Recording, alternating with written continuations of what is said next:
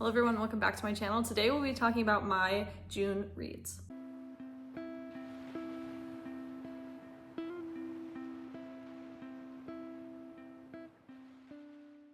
I feel like this month has been the quickest so far this year, which basically it resulted in me not reading very many books this month.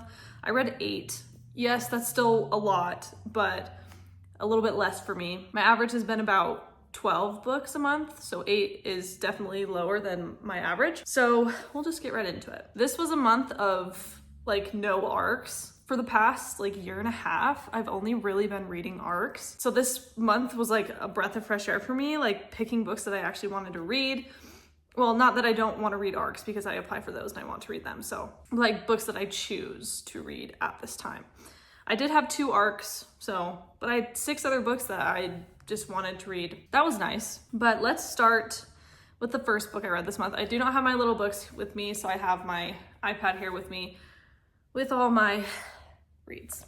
So the first book I read this month was For Better or For Worse by Dana LeCheminant. We're just gonna say that's her last name. So I gave this one, I actually changed my review. I changed my review for a few of the books I read this month, just because when I finish a book, I give a star rating, and then I usually say review to come, and I usually get a review done within a week or 2. Sometimes when I give myself that time, I think about the book and I'm like, this wasn't as good as I thought it was at the time when I reviewed it. So there were a couple this month where I did change my review. So For Better For Worse, I gave it 3.5 stars, rounded down to 3. I think it was a 4-star, or I rounded up to 4. It had always been a 3.5, but I rounded down instead of rounding up. It just wasn't anything special. It was a Marriage of Convenience, which is rare for me to rate a Marriage of Convenience less than 4 stars. That was interesting for sure. Like I said, Marriage of Convenience, it's about King and Georgie. They grew up knowing each other. She would visit his hometown every summer with her family, and they've known each other since they were kids, and they even ended up dating. She leaves. They haven't seen each other in a decade, so it's a second chance romance. She comes back. The circumstances of their Marriage of Convenience was just, most of the Marriage of Convenience books I read are bizarre. It's like that would never happen in the real world. But this one was like extra bizarre. It's like, okay, you didn't have to do that. It's just very interesting. It all stems around this bakery. That's why they get married. It's because of a bakery. So it was cute. It was fine. I still gave it 3.5 stars. The characters were fine. It is very short. I did have the physical copy with me, but my sister visited me and she took it back. It is her book. So it's less than 200 pages. So it's basically a novella. So the romance was really fast. Even though it was a second chance, they've known each other for their whole lives, basically. It just still felt very rushed. She comes back, he still hates her because she obviously broke his heart. And it's like, all of a sudden, they love each other again. So I don't know, it just was very interesting. Very interesting. It's a good summer read if you're willing to just sit down in a couple of sittings. Like I said, it was really short. The characters were just not fleshed out very well. There wasn't really any chemistry whatsoever. Ultimately, I just had a lot of issues with it. It was, like I said, it's nothing special. It's cute. It was cute enough to finish. I wouldn't put it on my bookshelf, but that's it. There's no language and it is kisses only. I don't think it's a fade to black. What did I say in my review? I think it's implied. It's implied intimacy, but it isn't fade to black. Really clean, like no language. 3 stars, rounded down to 3 stars, 3.5. It is what it is. Then we've got a book that I took forever to listen to. I started it in March and ended this in June, in the middle of June, or beginning of June, I guess. And this one is Cities of Smoke and Starlight by Alli, Earnest. It is the first book in the Gate Chronicles series. I gave this one 3 stars. 3 stars flat. I didn't like it.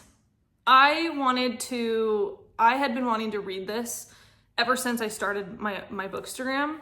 Even before then, I think I was following her while I just had my regular Instagram profile. So I've been wanting to read this book since it came out, and I'm pretty sure it came out, let's see here. It came out in 2022. So it's been a while since it came out. And so it's been on my TBR for 3 years. And I finally got to it. I listened to it. The audiobook actually was very well done. It's done by a British gentleman, an older gentleman. He was very good. But I didn't like it. It was sad. It was one sad thing after another. And I was just fed up. I was fed up with these characters. I was fed up with their circumstances. Maybe I convinced you to read it even though I didn't like it. The author, her like biggest thing that drew me in was her Instagram reels where she was comparing this book to Treasure Planet, which is one of the greatest Disney films of all time, and Anastasia, which is another fabulous film. I can see where that comparison makes sense, but it didn't do those films any sort of justice whatsoever. She compared the romance to Anastasia, the plot and all of that, and all it's like steampunk, so they have airships like Treasure Planet. So I get that, but the Anastasia romance, I was like, no, I don't, nope. And the Anastasia romance is like such a good annoyed to lovers romance, and this was just like not that. Like Case is the male main character, and then the girl's name is Hallie, and Case and Hallie and then a couple of others, his brother also joins them on this mission, and I don't even know the point of this mission, to find this lost civilization. It's kind of like Star Wars, I think, a little bit too, but the plot just didn't even track with me. It just didn't even make any sense. I was like, there's 0 point for you people to be looking for whatever you're looking for. It was so strange. But basically it was the saddest book ever. It was so sad. They're crashing every other chapter in this ship. It's like Case is supposed to be the best pilot on their home planet and he keeps crashing. So no, it's just, I can't tell you how this ended, but I will not be reading the second book or the third one. I just don't even care about these characters. I mean, I did care about some of the side characters that unfortunately things happened, and it made me very, very sad. And I was like, well, I'm not continuing because I'm depressed now. So that was the longest audiobook duration. Like, it was like, how long was it? I think it was like 17 or 18 hours or something absurd. It was so long. And I was just so fed up. That's why it took me like 3 months to listen to. I was like, okay, I'm done. I'm so done. Should have been a DNF. I wanted to see how it was going to go. I wanted to see, and it was one of the books that my husband picked for my 25 and 2025, which is why I felt the need to finish it. The second book is on the 25 and 2025, and I just don't think I'm going to read it. So I'm not even going to get all of my 25 and 2025 books finished because I'm not going to read the second one. I'm not going to do it. I'm not going to put myself through that. Maybe he can pick me another book if that's okay. I don't know. Whatever. I don't recommend this book. There's no language. It's kisses only. Even then, I don't even think there was a kiss in it. It's a slow burn romance. But Case was absolutely petulant. He was a petulant child. I hated him. So if you hate one of the main characters, it's very hard to continue and enjoy it in any way, shape, or form. So anyway, that's all. I didn't like it. I don't recommend it. Then I read actually a very good book called A Drawn Bow by Jill M. Beene, and this was recommended to me. I am actually doing a video about this book that'll come. I should have done that video before I post this one, but I just didn't get it done in time. So it is what it is, but I talk about it a little bit in this video that's coming. I gave it 4.25 stars. I rounded down to 4 on Goodreads. I really liked it. Jill M. Beene is a new author to me. I was recommended by another bookstagrammer. Not personally. I asked her how she, why she liked it, and she messaged me back and was really nice. It's just different. It's so different than anything that I've read before. It's like a Regency not historical. It's kind of Regency times where there's lords and ladies and dukes and duchesses and whatever. But it's like fantasy as well, even though there's no magic in this book. I think it's the third book in a interconnected series, and the first 2 books I think have magic in them, but this one didn't have it. There was like a curse that was broken in book 1 and 2, and so this one doesn't deal with that. So there is no magic if you don't read magic. I thought it was funny. Jill M. Beane's humor is very funny, on the nose, like very, very unique sense of humor that just was very good. It's about Kinsley and Yvel. Yvel, in the very beginning of the book, she pretends to be this highway robber basically, and Kinsley comes across her path and he recognizes her as this lost duchess. He's like, she's been gone for so long. Like, we all thought she was dead. And so he's super interested. He's like, I wonder why this girl is around, why she's stealing from the rich, all those things, you know? It goes from there. It's about Kinsley and Yvel also has a little brother, and Kinsley has a sister who's so cute. I loved all the side characters. It was like kind of found family a little bit, but the supporting cast was so good. It was so good. And after this book, if you finish it on like Kindle Unlimited or something, there's a link to sign up for this author's newsletter, and it gives you a novella about the side characters. And if you are like me and you finish this book and you just felt like the side character's story was unfinished, this will give you some closure. I suggest that you read that. I read it. It's not very long. It's like less than 40 pages, I'm pretty sure. Very good. I feel like I liked that even more than this. But yeah, this was really good. It was fun. I enjoyed it.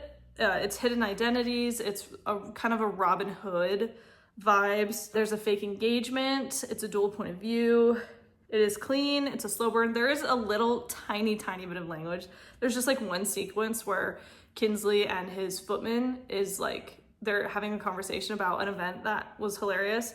And they say the A word 4 times in that instance. And then there's no language after that. There's kisses only, but there's like very mild innuendos throughout, which was whatever. But yeah, very well done. She is a Regency romance author as well as fantasies. So those are like her 2 genres that she does. So this one I felt like was a really good mix of both. And I enjoyed it. I had a really good time. It was a lot of fun. So highly recommend it if you haven't heard of her. She's not very like super well known. I've never heard of this author until I saw that girl's post on Instagram. And so very enjoyable, very fun. Very different. Then I read As You Ice It by Emma St. Clair. I gave this one 3.75 stars, rounded up to 4. And I think it's almost my least favorite of the Appy's hockey series. This is book 7 in that series, by the way. I'm pretty sure it is done. There are no more books in the series. This was actually a surprise release. Like, she posted about it and said, hey, here's a book. I was on her ARC team, so I knew about it a week in advance. It's just not the best one out of this whole series. There's a lot of books to compare it to, and it wasn't my favorite. It just didn't have a romance that I was like totally interested in, although the main characters were great, although Naomi was a little bit annoying. But Liam was an absolute gentleman. He was so sweet. There was grown-up communication, which is very rare to see nowadays in romance. For some reason, miscommunication is a very popular trope. I think it's my like second least favorite. I think there's one that I didn't like at all. I gave it 3 stars. I think it was Absolutely Not in Love. I think that one's by Jenny Proctor though. Did not like that one. So this one is like the second worst one in the series for me. It was fine. It was cute. I mean, I still gave it 4 stars. It just wasn't anything special. It was just not the best one in the series. There's a lot to compare it to, so I still recommend it. I recommend this entire series. Some of them are better than others. None of them were a 5-star. Some of them were like 4.25 though, so there were some really good ones in there too. But as a whole, I would recommend it as a whole.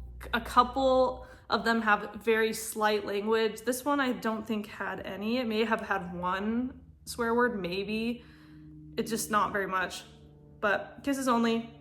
You can always expect kisses only, slight language by both Jenny Proctor and Emma St. Clair. So yeah, I recommend it and the whole series. And I think it's done. I don't think we're expecting any more surprise releases. So there we go. Then I read For the Record by Juliana Smith. This is the 4th book in the Wells family series. I think there are 5. And this one was also Marriage of Convenience. And I will admit to you right now, before I even give you this 5-star, or it's not 5-star, the rating for it. Marriage of Convenience has let me down. I don't know why I have my scissors in my hand if you saw that. It's not a weapon. It's just my scissors, my crochet scissors. Anyway, Marriage of Convenience has been really letting me down the last few books. Like Butter for Worse, this one. There was one before that I didn't love either. The Marriage of Convenience trope is just bugging me. I love that trope and I will forever till my dying day. But I think you need to be a very specific author to be able to pull it off. And Juliana Smith is not that author, unfortunately. So I gave this one 3.25, rounded down to 3. It just is just one of those books that is completely unmemorable. Like, I don't even remember like some of the things that happened, and I finished this like 2 weeks ago. So it just wasn't great. It wasn't great. The characters were extremely bland, no personality whatsoever. The storyline, it was a then and now plot, and I don't like then and now. I don't. Like, I don't care about how they met. I don't care that they kissed once when they were supposed to be friends. I don't care about that. I care about the now relationship and how they're going to grow together. And I think the then plot just completely ruined the romance for me. It was just completely unnecessary. I think how they met would have been like great to have, just how they met, because I feel like that was important to the story. But other than that, like it just, I just felt like I was reading about two different couples, like the friendship of them and then they're married. And it's just like, I don't want to read this anymore. I didn't want to read it. So it's just unfortunate. And then I just kept comparing it to other books in this series.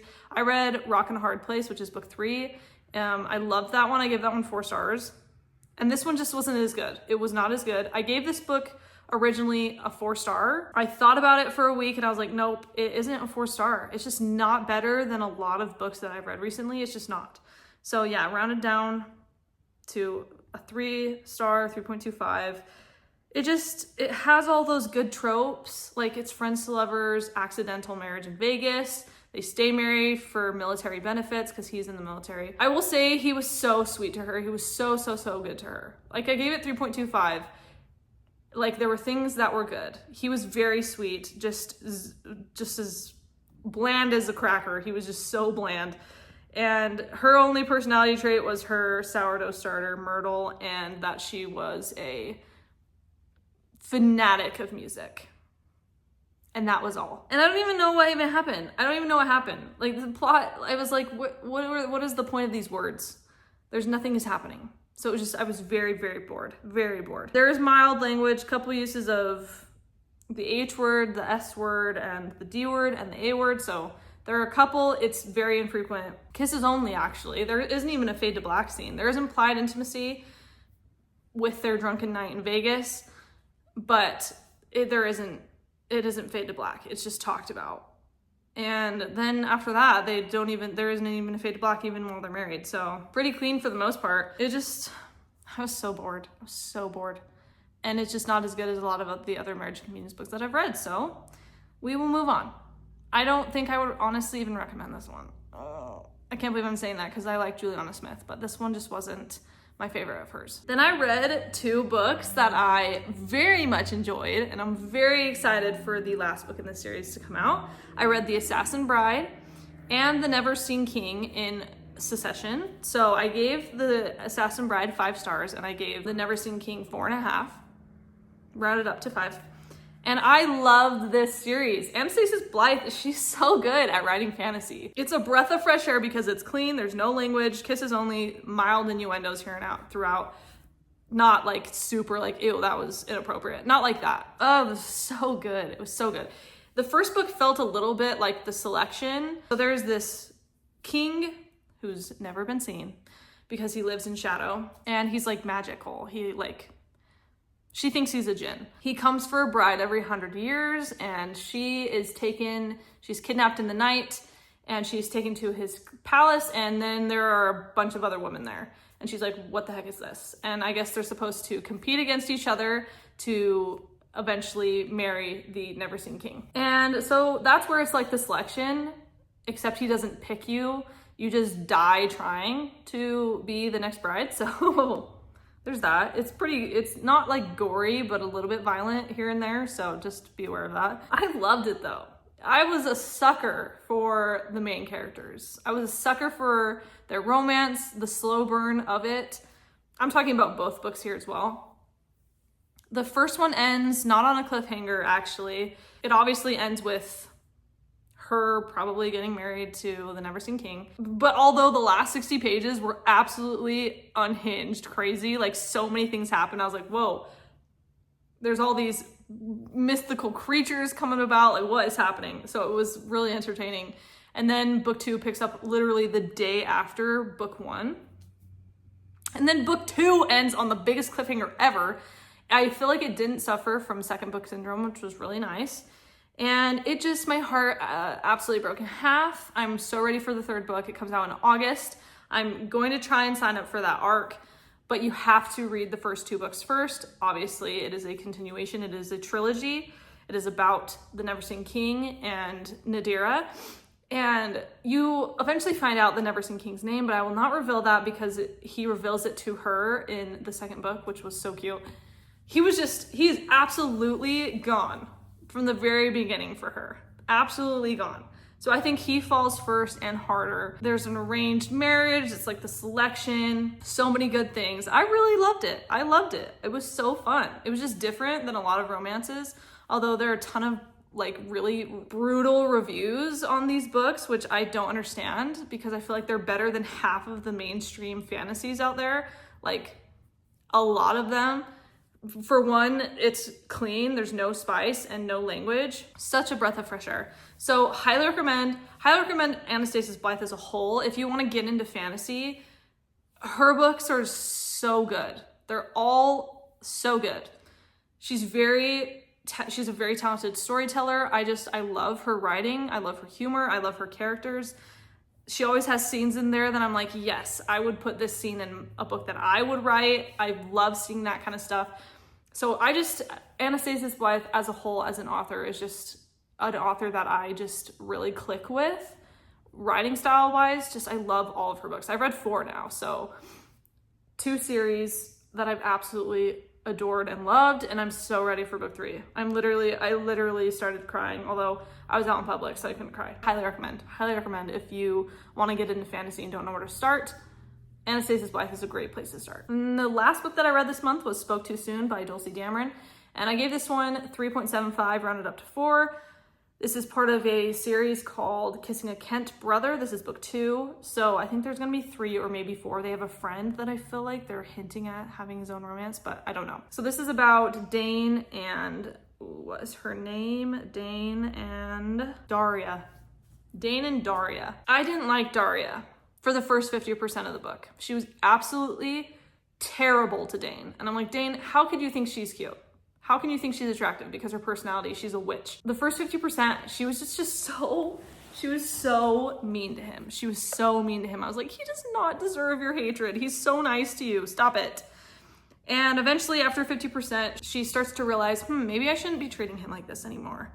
And she stops treating him like that. But at that point, I was like, you can't redeem yourself anymore. Although she did get better. She didn't completely annoy me. But Dane was an absolute sweetheart. He was so good to her. She's kind of homeless. She's kicked out of her apartment because her best friend is getting married to his brother. And so it's like a forced proximity situation. And then he offers her one of his rooms in his apartment, and she takes him up on that. And she stays with him in his spare room. And so she stays there for like 6 weeks with him until her new apartment opens up because it's not opened yet. It was cute. I liked it. Dulcie Dameron, she's another author that I really like. Her books really can't be bad for me. I just like her writing a lot. I just rated this one lower than most of her other books that I've read from her because of Daria. She was brutal. She was really mean for no reason at all. And she just didn't want to understand where Dane was coming from. And he even tried to explain himself in the very beginning and she did not want to hear it. So that is her own fault for being the worst ever. I don't really want to get into the plot with this one, just that they are roommates and they fall in love. He falls in love first and harder. Like, he's in love with her the entirety of the book. She's the devil to him. She starts to understand, oh, he's really nice to me. He took care of me when I was sick. Whatever. There's also like a bit of suspense a little bit actually in this one, just a little bit of suspense. I'm not going to tell you what happens, but there's a little bit of suspense. So I liked it. It was cute. I would definitely go back and read book 1 because book 1 the main characters from that one play a pretty big part in this one too. So I didn't feel like I was missing out, but at the same time I was like, I probably should know the background of these characters because these 2 people are in those 2 characters' wedding. So it is what it is. I already read it, so whatever. But yeah, that is all the books that I read this month. So pretty subpar month. I had 3 really good books that I really liked a lot. And then the other ones just were not great. I had a lot of 3 stars actually. So that's a little bit of a bummer. Other than that, I'm looking forward to a new month. I can't believe July is seriously already here. It's crazy. I feel like June was so fast. It was so fast. It was my birthday month. It was really fun. It was a good month. I had family come visit me. It was great. It was so great. So anyway, that is all. That is all. And I'm looking forward to my July reads. I'm looking forward to my August releases with the Neverseen King series. Like that. Oh, I'm so ready. It better end happily or I'll be very disappointed in Anastasis Blythe. But I'm assuming it's going to end happy because her books are all like happily ever after. So we'll see. We'll see how that goes. But yep, that is all. My husband is coming home for lunch. So I need to be done yapping, and I am done yapping. So thank you so much for watching, and I will see you next time. Bye.